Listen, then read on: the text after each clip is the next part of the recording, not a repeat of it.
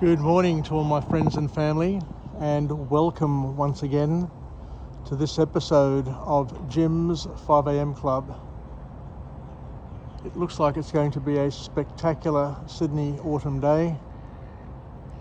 We've got a sunrise happening over the next 20 minutes, half an hour, but there is a little bit of cloud, unfortunately, on the horizon there. You can just see right on the horizon, low down, a lot of thick cloud, which is going to impede this morning's sunrise, but it doesn't matter. The important thing is that we're here, we're kicking off another day. It's a fresh reset, and who knows what today is going to bring us. And no doubt it's going to bring joy, it's going to bring sorrow, and a lot of other things to each and every one of us, which we need to embrace and make the most of.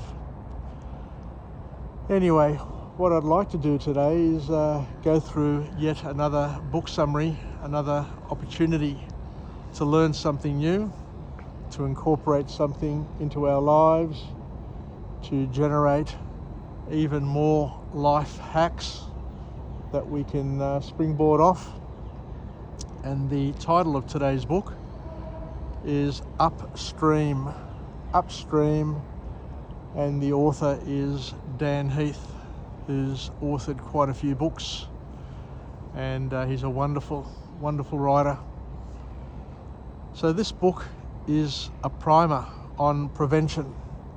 This book takes a look at what we can do to prevent a lot of the issues that we face in our lives on a daily basis.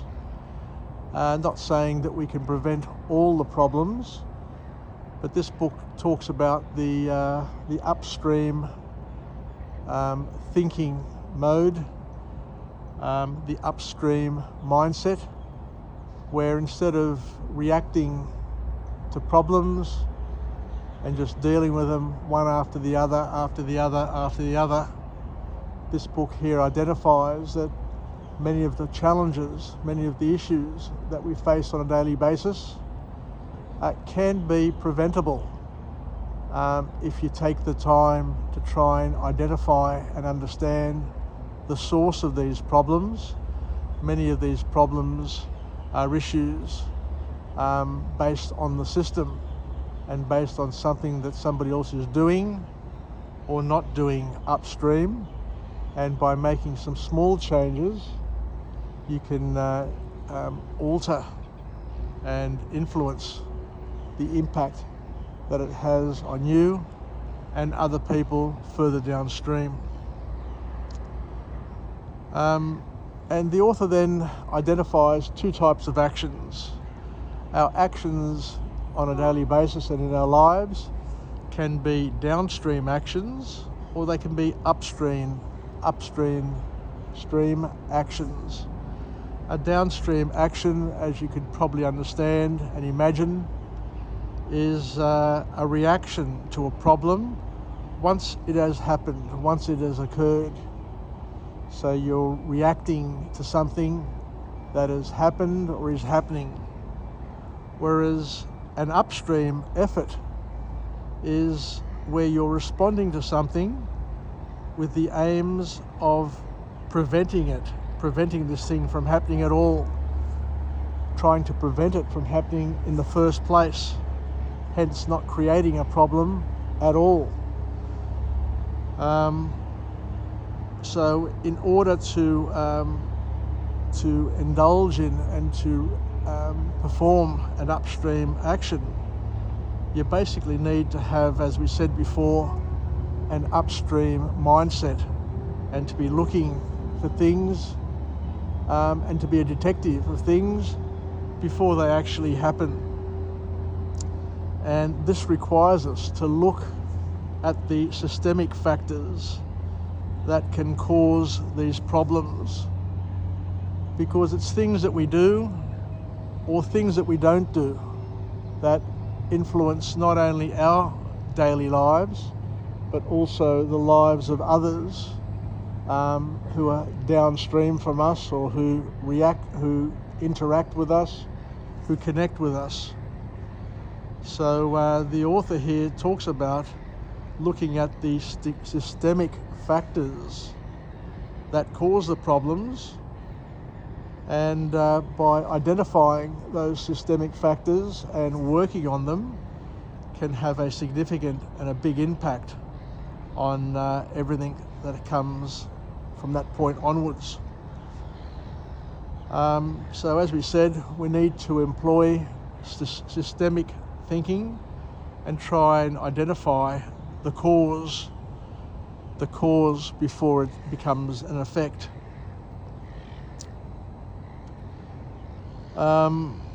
So we need to employ this upstream thinking and to try and identify ways in which we can reduce the probability that a problem will occur and reoccur, knowing that there are things which happen randomly in our lives. There are problems which just happen, and it's more random than anything else. And there are things which have a more of a systems impact and reoccur for some particular reason. And once you identify that reason, then you can change the rules, you can change what happens upstream, potentially, not always, but at least if you know what's causing the problem and you can look at addressing it, then that is one way of getting to the point of solving it.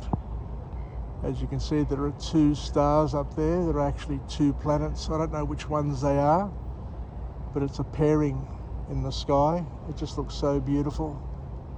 I just get so comforted when I see those pairings so close together in that big expanse of the sky. And it reminds me of my parents, who are no longer with me. But whenever I see couplings like that, it does give me a lot of comfort. Anyway, let's get back to what we're saying here. So, but dealing with problems and dealing with these systemic issues is pretty hard, because you need to analyse, identify the problem and change the system and change the rules surrounding that system. And as we know, one of the most difficult things we'll ever have to do is to change the way we are, and even more difficult is to change other people, especially in a work environment where particular processes, particular work ethics and work practices have been rusted on. Trying to get those changed, trying to get those improvements implemented will be a big challenge, because people, as we say and as we know, tend to get rusted on to what they do, and we are creatures of habit, and we just love continuing to do what we've always done and resist change with every ounce of our being. It's just the way we are, and it's the way we've been designed.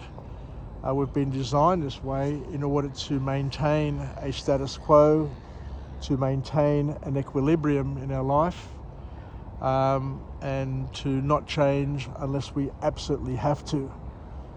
So it's a survival instinct to continue doing what you're doing, or continue doing what has worked for you in the past, up until you're convinced that it no longer serves you, and then you can look at changing things to be better off. So the author here talks about the need to analyse, identify a problem, change the system. And one of the examples that is often quoted, I remember going to an Anthony Robbins seminar many years ago when I was in my 30s, so probably about 30 years ago now. It just seems like yesterday when I was in that seminar, that Awaken the Unleash the Power Within seminar, I think it was called. But it was an absolutely fantastic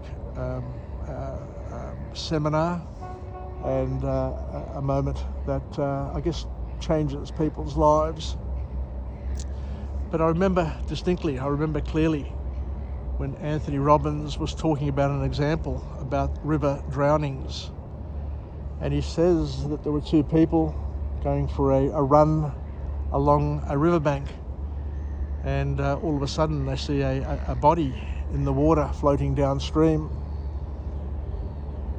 and they jump in the water and go and retrieve the body, and then they see another body and another body and a couple of other bodies floating down. And they just kept on jumping in the water, saving these not saving these bodies, but retrieving these bodies. And it got to the point where they just got exhausted. They got absolutely exhausted and could no longer retrieve bodies and could no longer retrieve people who were still flailing in the water, people who were alive. And then they realised that had they'd walked a little bit further upstream, excuse me, they would have noticed that there was a person on the bridge throwing children into the river, and they could have prevented all of those deaths and all of that suffering by simply going to the source and dealing with the original problem had they known. So it just goes to show that there's a reason, there's a cause for most of the problems that we have in the world. But if you're too busy dealing with the outcomes of those problems, and you don't have the right mindset, if you don't have the upstream mindset, then you're never going to be able to identify and solve the problem, because you're too busy working on fixing the downstream parts to the problem.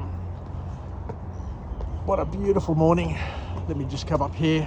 I'm just going to be in this platform above the Key restaurant, and as I say time and time again, it offers a 360 degree view, a magnificent view of Sydney, the Harbour Bridge, the cityscape, Circular Quay, the Opera House, and I've got it all to myself every single morning. It never ceases to amaze me that I can come up here and have this magnificent view, this world-class view of Sydney at my fingertips, and get to enjoy it every single day without any interruption.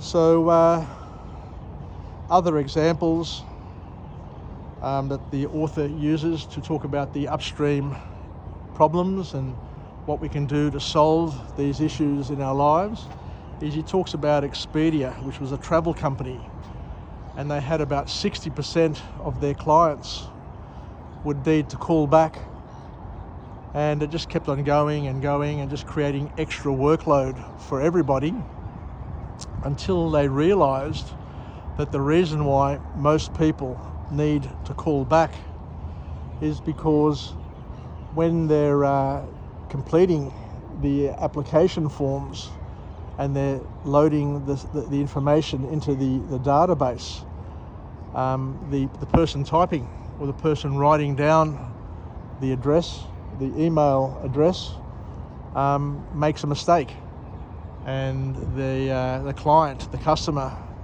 is annoyed because they don't get a copy of their travel itinerary as an email, and it's because of one simple mistake that could have been avoided by just doing the right double checking.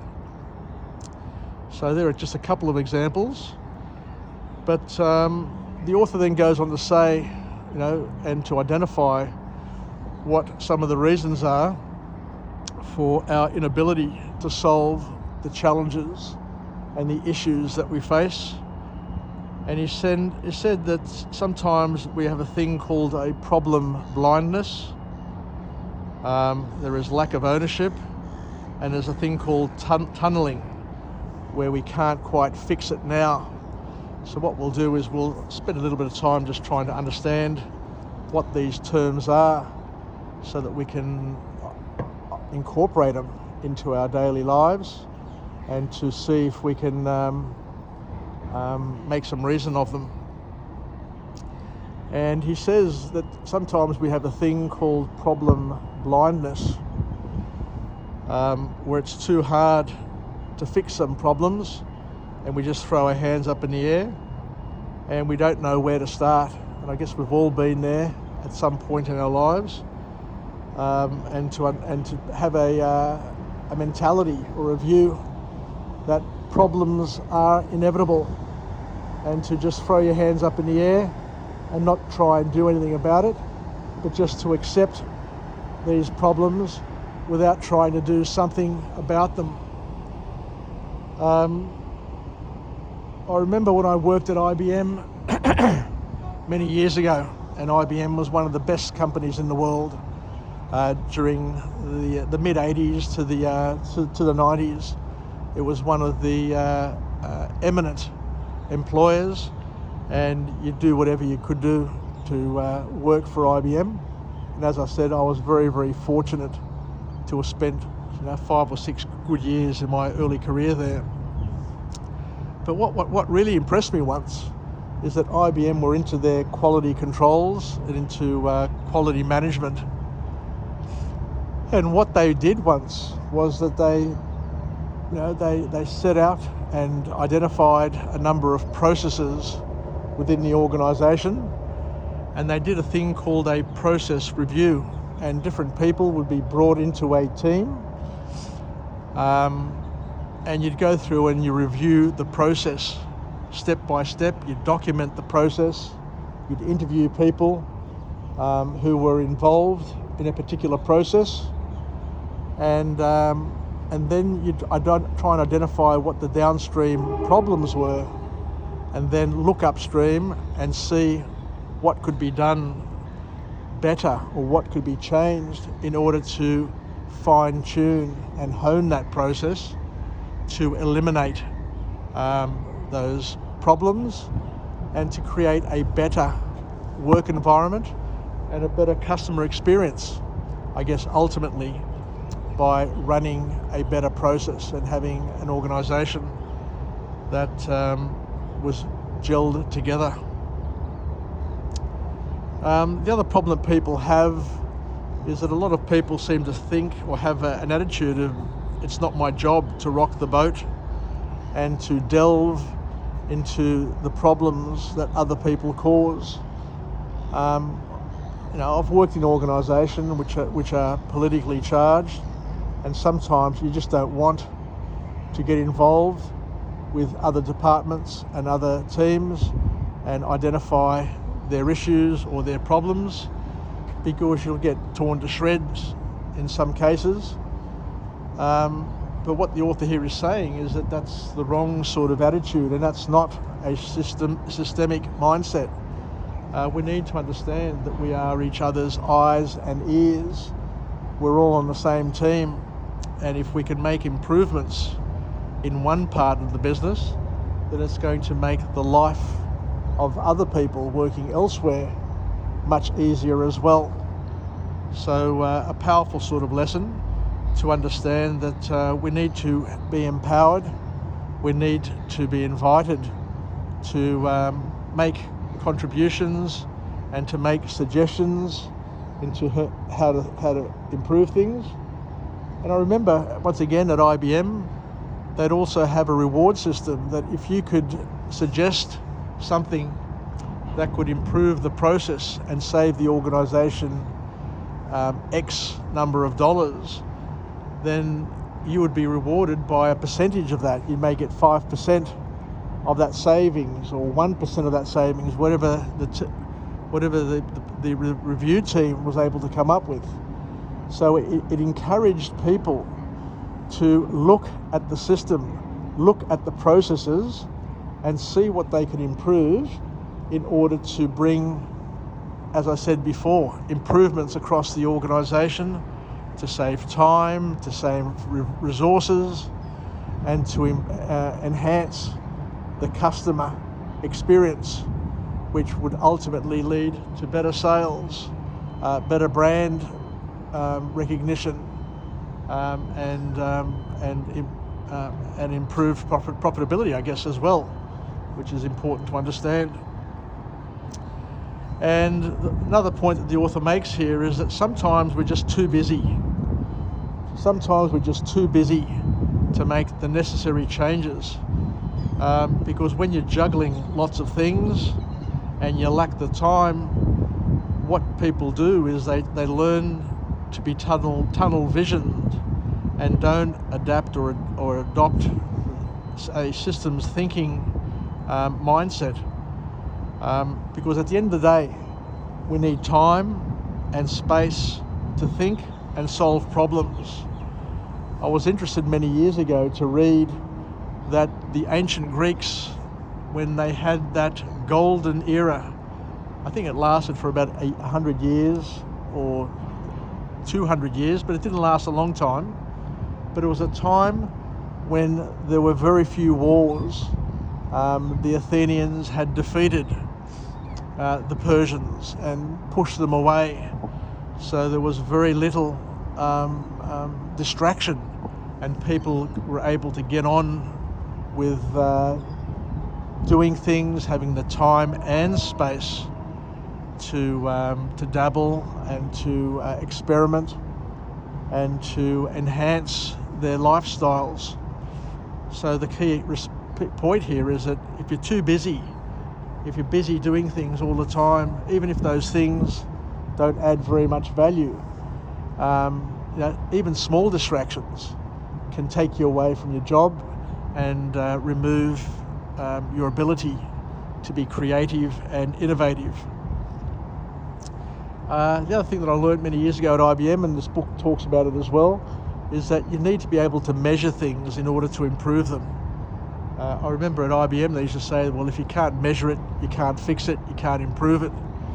So having the right measures, having the right KPIs is something which is really important and useful, because as we say, you're able to articulate and quantify the things that you need to do, and by being able to quantify them and measure them, then you can develop a trend and see if you're getting better or getting worse.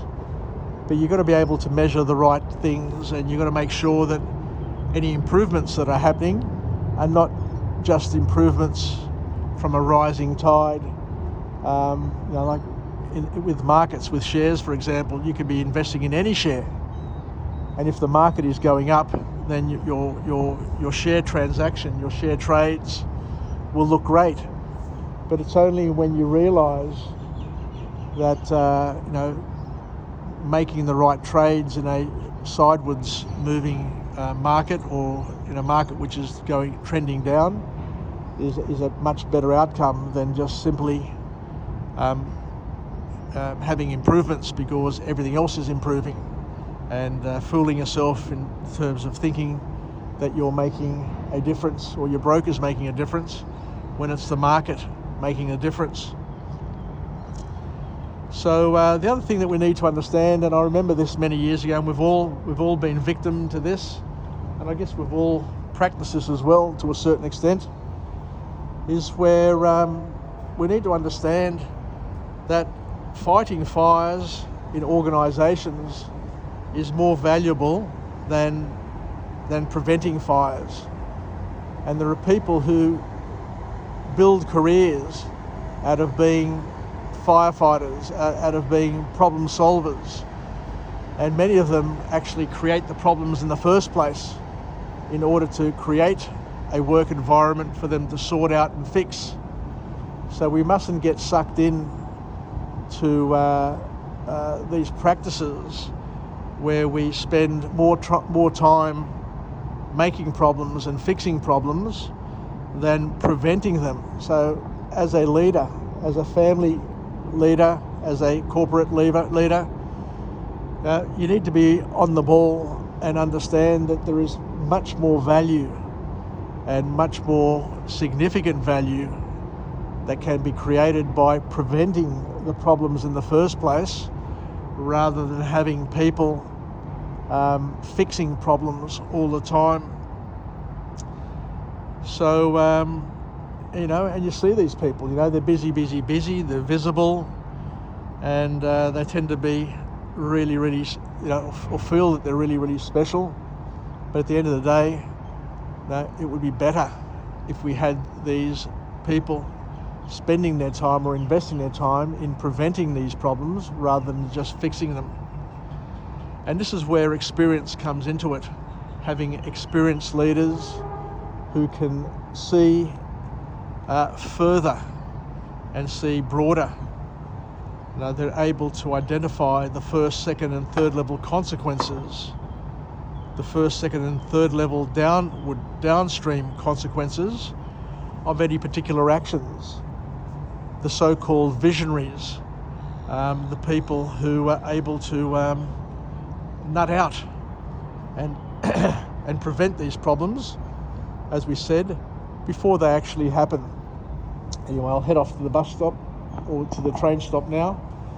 But once again, thank you very much for joining me in this episode of Jim's 5am Club, where we talked about upstream, the ability to look upstream and to be an upstream thinker, to be able to identify first, second and third level consequences of your actions, being able to spend and invest your time in solving problems before they actually happen, rather than fixing problems once they've caused a headache.